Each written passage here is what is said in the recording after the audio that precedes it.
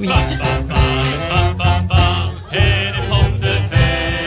Poireaux, pommes de terre. Eh bien oui, on parlait de soupe tout à l'heure avec Nathalie Sosna-Ophir. Et là, c'est la voix de Boris Vian qui nous chante une ode aux poireaux et aux pommes de terre. Bonjour, Yariv Bérébi. Bonjour Léa. Dans BT Avon, on vous retrouve tous les mercredis. Vous êtes le chef et vous êtes le propriétaire, le fondateur également de deux restaurants sur le 2e arrondissement de Paris. Hein. C'est Mahafim au Sentier, hein. Mahafim et Salatib, et puis la boulangerie du Sentier. Yariv, on va parler du poireau. Tiens, le poireau, ça peut se mettre dans la soupe de poulet? Totalement, j'allais le dire, j'allais intervenir. Je me suis dit, un des légumes phares de la soupe, c'est le poireau, avec les carottes et l'oignon. Mais le poireau est excellent. Moi, c'est un de mes légumes favoris. D'ailleurs, est-ce qu'on peut se passer de la pomme de terre dans la soupe? Une soupe de poireau? Oui, on peut faire une soupe de poireau, ça sera plus un bouillon. Parce qu'on n'a pas la texture de la soupe ou du velouté, mais oui, une bonne soupe de poireau, c'est très bon. Oui, c'est bon. Alors justement, vous nous parlez de ce légume. C'est vrai que c'est moi qui voulais demander, hein. Mais parce que j'aime beaucoup je trouve que le poireau peut se décliner en beaucoup de plats. Beaucoup de plats, bien sûr. Il y a la tarte au poireau, il y a les poireaux vinaigrettes. Voilà, il y en a plein, Alors, on dit souvent que c'est le blanc de poireau qui contient les vitamines. C'est plutôt le blanc qu'on va déguster. Est-ce qu'on peut garder le vert quand même? Alors, le vert va donner bien sûr le goût du poireau. Il y a les vitamines aussi dans le vert. C'est pas ça le problème, c'est qu'il y a la fibre qui est beaucoup plus dense dans le vert, dû au fait qu'il pousse au-dessus de la terre.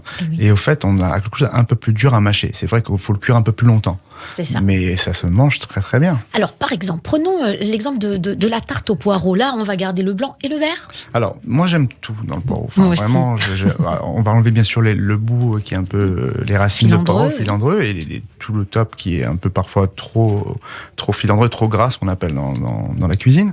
Et je vais vous faire une variante en fin de compte, un truc très simple à faire à la maison, qu'on peut faire spontanément. On n'a pas besoin de beaucoup d'ingrédients. On a juste besoin d'avoir un fond de tarte, une pâte feuilletée ou une pâte brisée, ce qu'on a à la maison. On a besoin de 4, 5, 6 poireaux. Et en fait, on va faire une tarte au poireau revisitée. On va l'appeler une tarte à thym de poireaux. Wow. Voilà. Ça donne un effet, bien sûr. Alors, tout simplement, on va faire la tarte au poireau, mais inversée. Donc, c'est pas compliqué, mais il faut se rappeler de la méthodologie de travail. D'accord? Donc, on va mettre le fromage en priorité. Donc, moi, j'aime bien le compter. Après, on peut prendre du gruyère, on peut prendre d'autres fromages. Et dans une plaque à tarte, on va mettre donc le fromage d'abord. Ensuite, on va rajouter des rondelles de poireau. Donc, on va bien sûr rincer le poireau à l'avance. On va le tailler en rondelles, d'accord? Et on va à peu près de 2-3 cm, pas plus. Et on va commencer à l'étaler. Huile d'olive, on va mettre un peu d'huile d'olive, sel, poivre et noix de muscade si on aime bien ça. On va mettre ça au four à 180 degrés et on va laisser confire, d'accord? Pendant ce temps-là, on va prendre la tarte. D'accord? Et on va faire avec une fourchette plein de petits trous, voilà, qu'on aime bien pour pas qu'elle gonfle trop ou qu'elle gondole trop à la cuisson. Environ 15, 20, 30 minutes de cuisson pour les poireaux. On va sortir la plaque ou la tarte du four et on va étaler cette pâte au-dessus des poireaux. Ah ouais. Donc vous voyez, on est inversé. Voilà. Et on refait cuire? Et après, on refait cuire une deuxième tournée. Ah ben c'est génial. Et voilà, et c'est tout simplement... Et combien de temps on va refaire cuire la seconde fois? À peu près une vingtaine de minutes. Quand même, hein, une vingtaine de minutes et puis après, on retourne. Exactement, génial. Tout simplement. Ah ouais, comme alors, on n'a pas dit la quantité de fromage, juste pour tapisser le fond? Voilà, tapisser le fond. Après, si on veut un truc beaucoup plus... Génial. Voilà, moi je mets un petit peu... jamais avec excès, hein, j'aime bien avoir un plat équilibré, mais voilà, juste le fond, ça suffira. D'accord. Si on veut un peu plus de gourmandise, on peut en mettre plus. On peut mettre du fromage. Faut pas éteindre le goût du poireau quand même avec trop de fromage. Hein. Après, c'est lourd. C'est pour ça que moi, j'aime pas les versions trop de tarte au poireau où il y a de la crème, des œufs. C'est trop lourd. Voilà, Par contre, ce qui m'étonne, c'est que vous mettez de l'huile d'olive après. C'est pas trop gras. Non, c'est que l'huile d'olive, en fait, va rentrer dans le poireau et va le cuire à l'intérieur. Ça va faire un effet comme une cocotte. Voilà.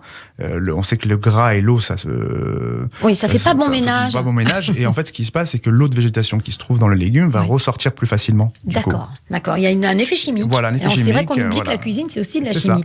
Donc, on tapisse de fromage, du comté de préférence. On met 3 poireaux en rondelles. Voilà. Donc, vous avez dit de l'huile d'olive, sel, poivre. Et noix de muscade. Voilà, moi j'aime des choses simples. Après, c'est pas trop fort. Non, on peut mettre après de la graine de coriandre. coriandre, on peut mettre, il y en a qui vont même aller dans des esprits un peu plus, voilà, de la vanille, de la cannelle. Ah ouais, oui, carrément. on peut, voilà, on peut un truc avoir un peu plus sucré, un peu plus doux. Donc, c'est vraiment. Ça fasse un peu du poireau confit, un petit peu comme ça. Il y a des gens même qui vont le servir quasiment en dessert. C'est-à-dire, ils vont enlever le côté. Il y a certains chefs. Un gâteau au poireau. Voilà.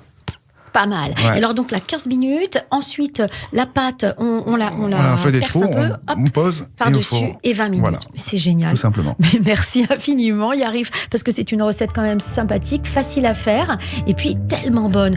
La soupe au poireau, là, comme d'habitude, n'importe quelle soupe, comme de l'eau, des légumes. Tout simplement. Mais vous voyez, je vous disais que le poireau, c'était pas mal. Vous me disiez non, il y a c'est un des légumes les plus anciens dans les recettes qu'on retrouve dans l'Antiquité. On retrouve le poireau, donc c'est vraiment, même c'est un légume biblique, on le retrouve. Tiens, comme quoi tout se retrouve finalement. Donc nos ancêtres mangeaient des poireaux. Exactement. Bon, c'est une chose qu'on ne savait pas. Merci Yariv, on se retrouve la semaine prochaine pour un autre numéro de BT Avon. Bye bye.